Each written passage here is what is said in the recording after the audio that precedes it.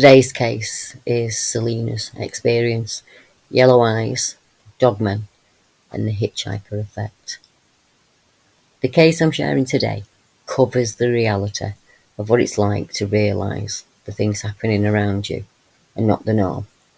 They're unusual, confusing, and ongoing, and they are now to a level where you need help. What at first feels like you're going crazy, over time becomes normal life for some folk. Many people all across the world report an attachment or say that something has followed them home after a supernatural or cryptid encounter. The case shows what it's like to live with not only the hitchhiker effect, but also the question of, are they friends or foe? When I say they, who do I mean? And what is the hitchhiker effect? Now, all cases are different, as we know, but there are certain situations that crop up over and over again. They give us an insight into the habits or behaviours of a cryptid creature, a paranormal being, an entity, a spirit. Once encountered, they, for reasons we don't know, follow that person home. Even a slight interaction can result in a lifetime of unexplained activity. A quick dog walk can culminate in an invisible something moving around your property and eventually inside your home. Some people experience lucid dreams of a creature. Even telepathic communication takes place. It's incredibly hard to deal with in 2025. But I deal with cases like this constantly, and they are becoming ever increasingly the norm in my work. They can play out over generations or in less than a year. And to be honest, both of these scenarios can exist at the same time.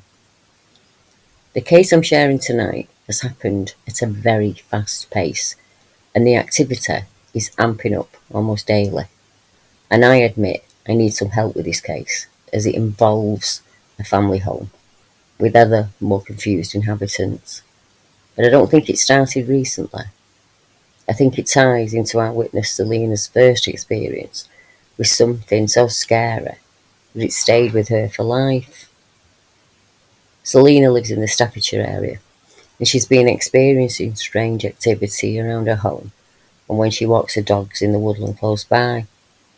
There have been multiple occasions when the family have heard bangs, snapping, twigs or taps on the wall. There's been a huge thud on part of the flat roof, and numerous feelings of being watched, and she feels this very strongly in the garden of the property. One recent experience involving a daughter prompted Selina to reach out to me after she shared the experience with one of my friends and fellow investigators, Lee Solway, from the Realms of the Supernatural podcast. When Lee heard what was happening at the home, currently, he felt that it was something I could help with. I contacted Selina back as quickly as I could, and we spoke to each other on the phone for several hours while she told me what had been happening. And in a moment, you'll hear Selina explain the events in a series of voice notes to me. Selina explained to me that the first experience she remembers where she was overwhelmingly scared as a child was when she was on a family camping trip with her aunt, her uncle and a cousin. They were staying in a caravan park, and one evening, after they'd returned from seeing the entertainment at the holiday club and were settling down for the night, Selina's cousin, out of the blue, asked if she wanted to play a game to see if they could scare each other. This wasn't something they'd done before, and Selina had no idea why her cousin suggested this. But both girls counted slowly before popping their heads around the curtain to peep out into the dark. And what they saw out there was life-changing, terrifying, as it was something unseen that had bright yellow eyes. And Selina believes she's seen it since then. And now it's coming ever closer to her home and her family members. When I was 8 years old, my cousin and I, who was also 8, we went on a caravan trip with my aunt and my uncle. I can't remember where we went. but we used to go to places like Littlesea, Wales, Poole, Cornwall. We used to go all over. So unfortunately, I can't remember the destination, but I remember that it was a late evening. We'd been to the clubhouse, we'd been watching shows, and my aunt and my uncle had had a drink, and we'd gone into the kids club, and so it was late. It was around 11:30, 12 a.m. And we'd walked back to the caravan in the dark. Our caravan was quite far away from the clubhouse. I think it was on the border of the caravan park, but I can't really be too sure now. But I know that we did back up against a field that had I think they either had like sheep or cows. I think it was cows. We used to hear them sometimes at night. When we got into the caravan, we were sitting on the back bench, the bench that goes around the window at the back of the caravan, and we were, just giggling, playing. And my cousin said, "Let's play a game. Let's put our head behind the curtain and look out into the darkness to scare ourselves." And we've never played this game before. And quite honestly, we never played it again after this night. So we did. And what we put our head behind the curtain, and instantly two bright yellow eyes were looking back at us. And all I kind of really remember about this moment is that they were level with our eyes. They were about maybe 4-ish feet away from the caravan. So they weren't right up against the window. All I remember seeing was a set of eyes. I don't remember seeing any face. I don't remember seeing any fur. I don't remember seeing anything. It was completely black out. But to describe these eyes to you, they looked like, it was almost as if someone had taken some yellow card and cut out two eyes and put them against black card. They were so bright, and they weren't reflective, so they weren't like a fox eye or a cat eye. They were just I'm going to say they were quite a solid yellow colour, but obviously there must have been some luminescence from them, but I don't really remember. I remember that they were quite large. They were not round, they were more of an almond shape. And that's all I can really tell you. We quickly came from behind the curtain. We looked at each other. I said to my cousin, "Did you see that?" And she said yes. And then I think we did try to tell my aunt and my uncle, but they kind of weren't really interested. They were like, "Right, it's really late. You've been up late tonight. You need to go to bed." So we went to bed, and that night we were so scared because of what we'd seen that we sat in our bedroom and we kind of made up little stories about fairies, and we had these little music boxes that you would turn the key and then the ballerina would go round and there would be a little tune, and we put those on, and we basically did whatever you can do as a child to sort of unscare yourself. And I remember that night that my cousin fell asleep way before I did, and I remember listening out, and that night was completely silent. I couldn't hear any of the animals in the field next to us, no wind, nothing.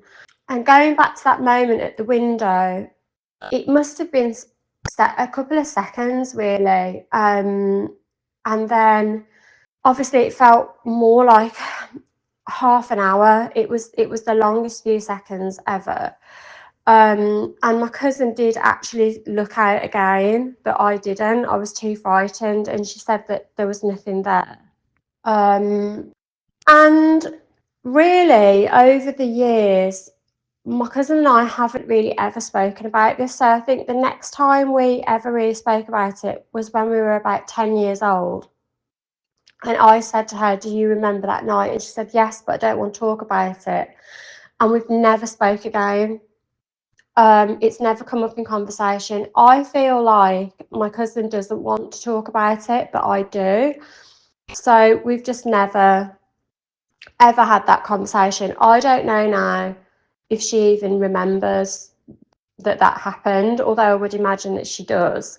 Yes, there's never been any conversation since. Over the years, I haven't really given it much thought. I think when I was in my early 20s, I told a really good friend who thought it was hilarious. And I think I told my mum, and my mum's quite a spiritual person, and she just said, I think that you have a sensitivity. And that she kind of did acknowledge that I definitely did see something, but we didn't really ever have a proper conversation about it.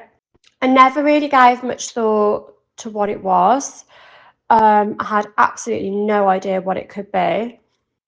And growing up and through my adult years, I've kind of, whenever it pops into my head, I've always just thought, well, I know it wasn't a fox because it was level with us, and caravans, that back window on a caravan, I think I mentioned it too, they're about 7 feet in the air. So that would have been no fox, and also there was no eye shine. It wouldn't have been a cow that had wandered into the caravan park from the neighbouring field, because they wouldn't have bright yellow eyes. So it wasn't a cow. It wasn't an owl because it wasn't in flight, it wasn't moving, it was stationary. And actually, when we looked out of the curtain, it was already there staring at the window. Because Lee did ask me, do you think you looked out of the window and it was attracted to you? Like, and it just looked as it was passing by? And I said, no, it was already there. It was already looking at the window. So I don't know whether it had heard us and it was watching the window. I don't know whether I've heard accounts of telepathy, whether my cousin was told to look out of the window because she was the one who suggested that we play the game. I don't know. And I think there'll be questions that I'll never really have answers to. As most of us know, caravans are set pretty high up on blocks. You have to use steps to get into them. So the eyes that the girls saw would have been around 7 feet in height. It must have been horrifying, knowing the possibility that that was out there in the dark while trying to sleep in a caravan with paper-thin walls. Like many of my witnesses, and myself included, Selina didn't put this event together with others that took place as she grew up. As humans tend to compartmentalise dramatic events. So they're fractured, kind of just sitting there in your subconscious, waiting to be awoken. Eventually we start to piece them together and realise far more has happened than we originally thought. For Selina, there was a time when she was playing at a friend's house when she saw a human, dark shape in the overgrown garden of the next door neighbour's property. When I was about 10, I was playing in my friend's garden, and her next door neighbour was a hermit. He never used to go out. His front garden was really overgrown. His back garden was really overgrown. And at the time, with those, like the old council houses, I don't know whether you remember this, but where I used to live, they had low fencing, but it was like almost like wooden stakes with wire attached. So it was more like a boundary line than an actual fence, and you could just kind of like hop over them. But because his garden was so overgrown, we used to go in there and we'd kind of like play games in there, like hide and seek. We'd belly crawl through the thicket. There was a lot of like overgrown bushes and bracken, and we'd kind of like crawl through the kind of tunnels that the foxes would make. So we used to spend a lot of time messing around in there. And I remember one summer's day, me and my friend, her name was Rose, and she was quite a few years younger than me. We were playing in her back garden, and she had three brothers, and they were playing at the front of the house. In the road, we had like this patch of grass that was circular, and the houses kind of went around it, and then at the end there was like the road. They were all on this patch of grass playing football, and we were the only two girls, and we were in her back garden and we were playing. And I remember looking into her neighbour's garden and seeing this shape of figure all dressed in black, like kind of like jump out of the thicket, like kind of like jumping up out of the middle of the bush, but kind of like bringing their arms up at the same time. I can't really describe it, but in my head I can picture it. And my friend Rose saw it too, and it looked like a person all dressed in black jumping out of the bush, which it very well could have been. Although why they'd just jump up out of the bush and then go back down again is weird. And we ran out of that garden screaming, and we were screaming at her brothers, and she was saying, there's somebody in the, I think the neighbour was called Michael, and she was screaming and she was saying, there's someone in Michael's garden, you need to come quick. And her brothers kind of like just went, oh, you know, stop messing about, like we're playing football. And they didn't come to the garden, and they didn't investigate for us. And we acknowledged to each other that we'd seen it, and we didn't go back into the back garden. And yeah, I mean, I never have vocalized that encounter to anyone. I can't tell you what it was. I can't tell you whether it was a person or something else, but all I just remember is it was like a black figure. That must have been absolutely terrifying for the girls, and leads me to think, was that figure in the bushes the entire time? Because she was in a certain position, she can't eye contact with him, and that's why he jumped out. And how many times has it been in that garden before? Watching the children play. It's absolutely terrifying. When Selina was younger and lived at home with her mum, there were times when she'd hear strange noises in the house. She has a clear memory of visiting her father for the day, and when he brought her home and she was tucked up in bed, she heard the sound of scratching coming from inside the walls of the home. This absolutely terrorised her, and she remembers being really upset about it. Several years later, after they moved into a new place and Selina was older, her mum did explain that she always felt that their home was haunted, and that there definitely was a looming presence in the house. Her mum would hear footsteps running down the long corridor. Even at the new home, as she grew up, scratching on the door would be heard now and then. One day the family had a bonfire party in the garden, so the family dog was alone inside the house. And when they went back inside to see why he was barking so loudly, all the furniture in the room had been pulled away from the wall. And recently, activity is starting to happen at Selina's home, and she explained that even though she has lived there for almost 20 years, she has a great deal of anxiety if she's in the garden at night. We did our extension in, oh, when was it? 2022, we moved back into the house. We sit directly under the extended flat roof, which is on the back of the house, which is about, I would say, 4 or 5 metres out, about 10 feet up.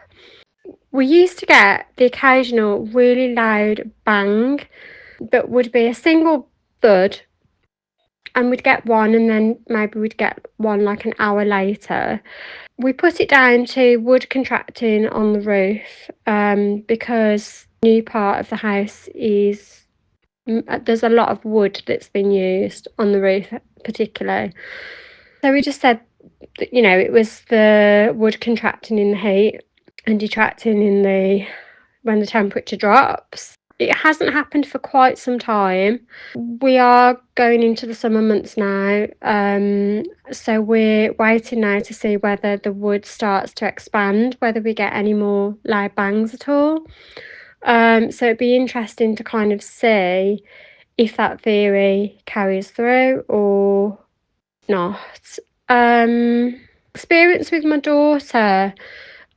It was about 2 years ago, so I would say she was about 9 at the time, and we were at home. It was about 8 o'clock in the evening. It was dark, so it would have been winter time. I was upstairs with her, and we were both lying on her bed, and we were just having a little chat before bed. And she got up to go to the bathroom. So her bedroom is at the far end of the house, and the bathroom is as you come up the staircase. So as you come up the staircase, there's a window and then the bathroom door. So the two rooms are at complete opposite ends of the house. Behind the toilet is a window that opens out from the bottom. So when you want to close it, you have to reach your arm out and pull it shut from the bottom. She doesn't really like sitting on the toilet with the window open, so she had got toilet and had reached out to pull the door shut, and she said that something brushed against the bottom of her arm. So if you imagine like your arms outstretched, palm down, something brushed against the under part of her arm as she closed the bathroom window. She was quite unnerved by this. She came straight back into the bedroom and said something furry just brushed against my arm. I just said, oh, it was probably the neighbour's cat, or it was probably a bird that flew by and it brushed against you. All the things that you say, and I didn't want to kind of like say anything because I didn't want to make her feel scared. Quite insistent, no, no, no, it felt furry. It didn't feel like feathers. And then in less than kind of 2 minutes of her being back in the room, there were 3 distinct knocks on the bedroom window. So I'm going to do the knocks for you so you can just hear what they were like. So it was like this. So 3 very deliberate knocks. We both heard it at the same time. She said to me, oh my God, what was that? And I just said, don't worry, it's nothing, probably the wind. I can't remember exactly what I said, but I just downplayed it. In my head, I was thinking I would make 3 slow, deliberate knocks like that. And that was it. Now, fast forward to now, she's a little bit older. She's 12, about to turn 13. Now we've spoken about it a little bit more, and we've kind of acknowledged now that it wouldn't have been a bird or the kind of usual excuses that you hear. We have acknowledged that it's unexplained and that it's very, very odd. Don't think my husband 100% really believes it, but it definitely happened 110%. I believe it wasn't intended for my daughter, it was intended for me. I'm basing that theory on the other things that have happened that we've discussed. So I think when you speak to her, you'll probably see it more from her side. It's a shared experience, but she does have some other experiences of her own. I have to say, my heart goes out to Selina and her family. But she's dealing with it in a really proactive way. She's realised that these things are happening. She sat down and she's had a thought about them, and of course, she has confusion and mixed thoughts. That's absolutely natural, you know. But now she's in touch with people who kind of understand what's going on. She doesn't have to explain herself so well. I'm hoping that things will settle down over time. But often when I chat with people, the activity around them tends to really ramp up. And I do explain this so people are aware. I also explain how setting some clear boundaries in situations like this is a must. And we must never invite them into our home, regardless of what them we're dealing with. And that usually brings some calm to the situation. I think I said to you that we've had like what sounds like a tree branch or something being like twanged up against the house, and I felt a little bit like heavy. I feel a little bit uneasy when I'm walking the dog, and there are times when I feel a little bit uncomfortable. And then I spoke to you on Wednesday, and it's almost like that is now completely gone. I wouldn't say I feel lighter because I've had this conversation with you, because I had it with Lee, but I feel like whatever it is that's around me isn't here anymore. It's a really unusual feeling, and I don't know whether any other people have ever said this. I actually don't feel like it is negative. I feel unnerved by it, of course, but I don't feel that there's anything negative here, and I never have felt like that in this house. When we moved back in from the renovation, there are certain spots in the house where I feel uneasy. We've got a corridor in our hallway that leads to the downstairs bathroom, which was never there before we built that space. And I just don't like going past that downstairs bathroom at night if the door is open, because it's quite a dark corridor and it's a dark bathroom at the end of it. So, but I think that that's just, it's a dark kind of part of the house that doesn't really get used that often in the evenings. I don't know if it's just me being, just thinking that it's creepy, really. I've never had any type of experience there at all. Selina messaged me the next day and said she did feel a little lighter and calmer in herself, and she didn't feel his presence at the home, and she was even more settled in the garden. It was less than 48 hours. Selina contacted me after that changed, and the TV in the home turned itself on. I had a funny experience at the house last night. I still have that light feeling. I still don't feel like a heavy sense of anything. But last night I was sat on the sofa with my husband. It was about 12 a.m. or thereabouts. It might have been a bit earlier. And we were watching TV, and how our layout is in our house, we've got two sofas in our kitchen area that like face each other, and then we've got a TV in a middle wall, if that makes sense. I sit on the sofa closest to the bifold, and then behind the other sofa we've got a dining table, and then behind the dining table we've got a double glass door. So all of the doors in the downstairs of the house are glass, so you can see from one room to the next. Glass door leads into what was our original lounge, and there's a TV on the far wall which is tucked back, so when we're sitting on our sofas in the kitchen we can't see the TV in that room. But sometimes if you walk past the double glass door, the TV in there will pick up motion because it's a smart TV, and it will come on. But last night we were sitting in the kitchen and we just had two table lamps on and the backlight in the kitchen on. All the other lights downstairs were off, and the lights in this lounge area weren't on. And I noticed that there was like a flickering of light. And I looked at first, I didn't think anything of it because we do get, we're on an ambulance path here. So every now and again you'll see a blue light. And I thought it was a blue light. But then I noticed that the light was changing colour and it was flicking on and off. So I said to my husband, I think the TV in the lounge is on. And he went, well, go and turn it off then.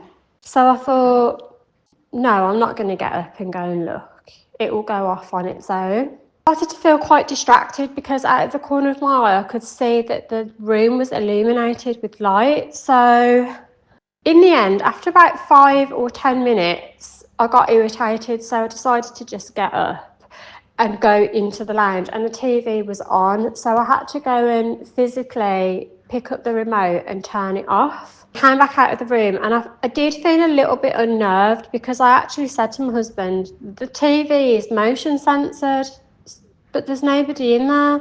And he just didn't really like say anything. And he said, maybe it was your thing. Oh, don't say that.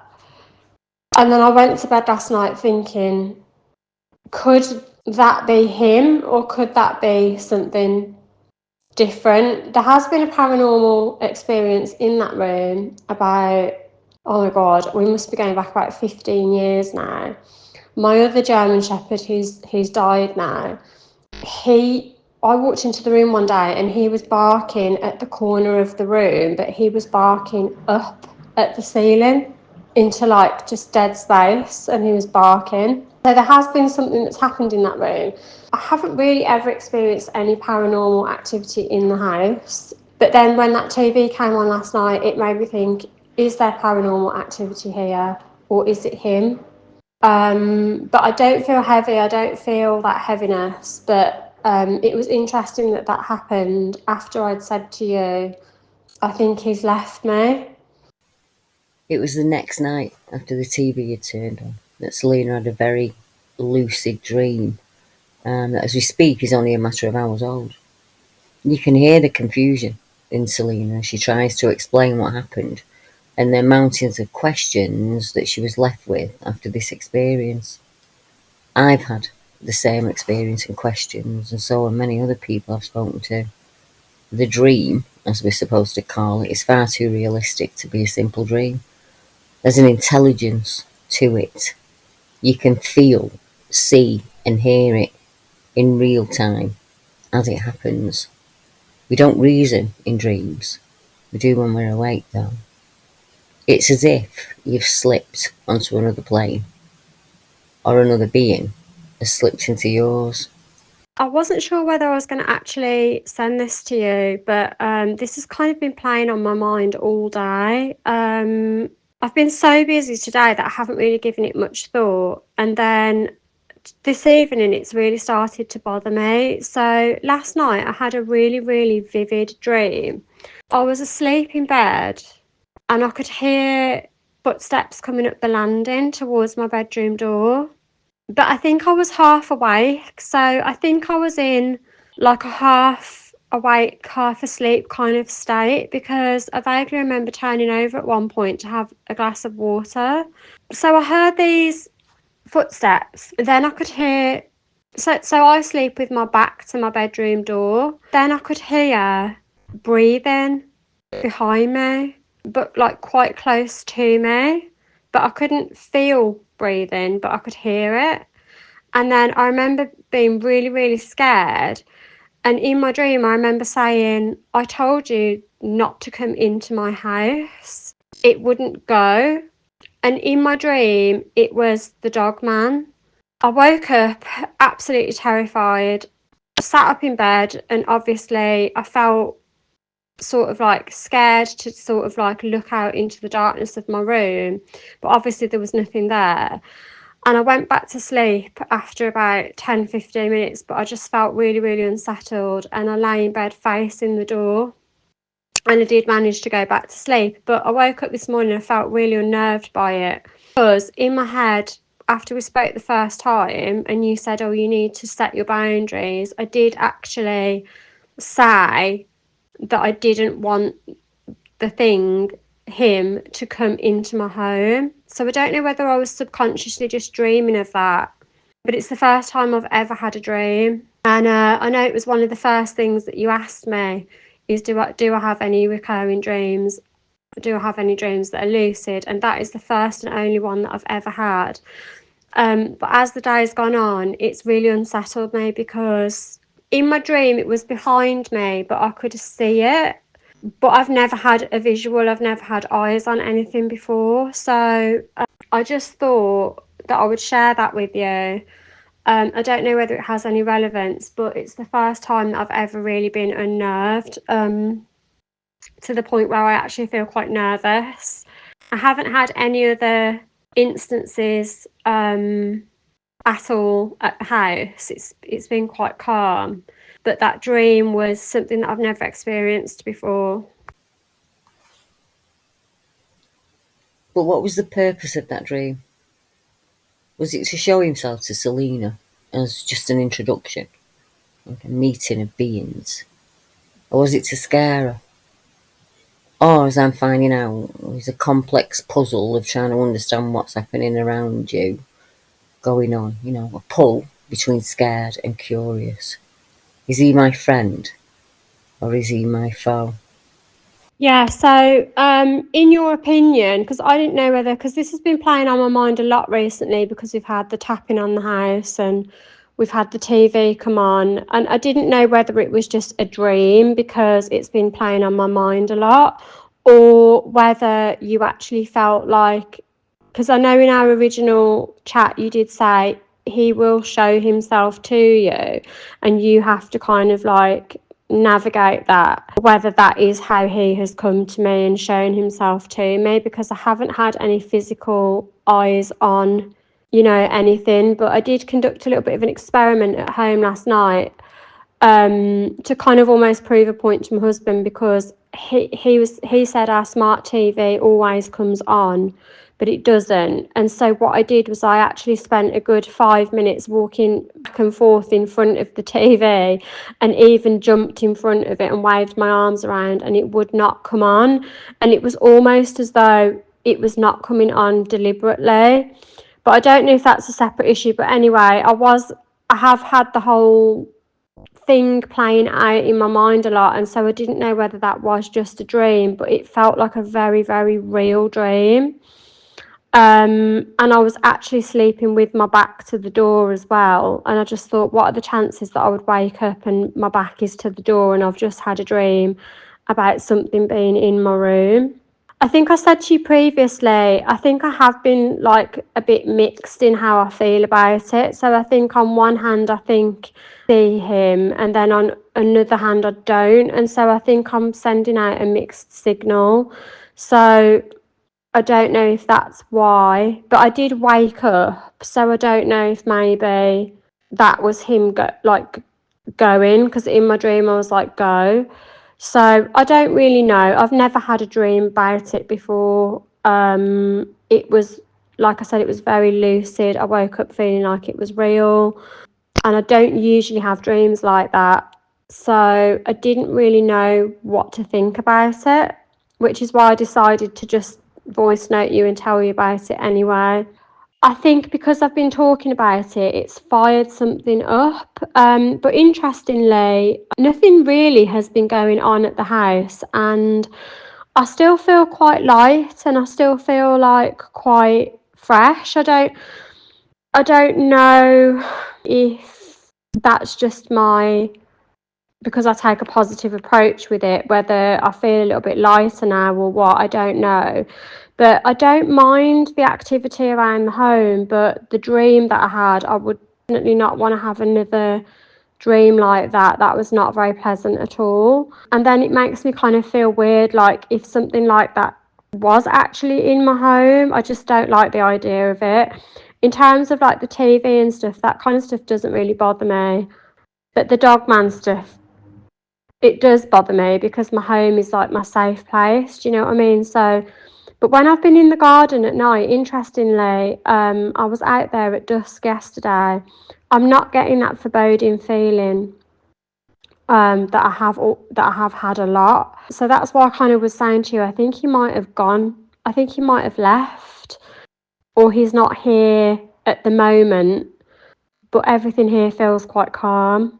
Things have been quiet at the home for the last couple of days. I've just been speaking to Selina and her daughter on the telephone, and she said that she has decided that, safety first. And she said that she doesn't want to see it, she doesn't want any interaction with it. She might see it in the future, but as far as she's concerned, let's bring it to a head and leave it at that. And I think that's a really good idea to do. Setting strong boundaries and a strong will can often put an end, to this activity. But I'll keep you updated if anything else happened. And as I say, I actually spoke to her today, and I spoke to her daughter, and we were talking about some of the experiences that a young daughter has had. And she said when she was much younger, she was playing in the garden of the home, and there's kind of like a gap in the thicket, and she'd sit in there and she always felt like something was watching her. There was another occasion when she was at her grandmother's house with two of her cousins, and they saw something with red eyes at the bottom of the garden, which must have been absolutely terrifying. She's also had a number of dreams when she was young where a wolf would be in the bedroom, and just like myself, there's a crack in the wall in her room, and she said that this awful, terrifying being would come through. And she had a dream where she was with a friend and they saw it. And then she had a second dream where she was with a friend and a friend saw one and she saw the other one. And she's had other activity happen around her. So we've put a number of things into place. We've explained that what's happening is, does happen to other people. There's nothing strange or unusual about her. Seeing the wolf when she was younger and seeing the rake and experiencing things happens to some people and can happen for a lifetime, and we just don't understand why it happens. And dealing with it is really easy if you can talk to mum and dad about it, and she's lucky in that she can do that. So as things stand, there is a status quo now and everything's gone quiet.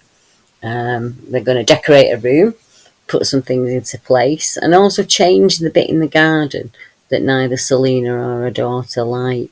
I'm going to do some new planting out there and see if they can change the energy of the area. And I will, of course, keep you updated on all of that.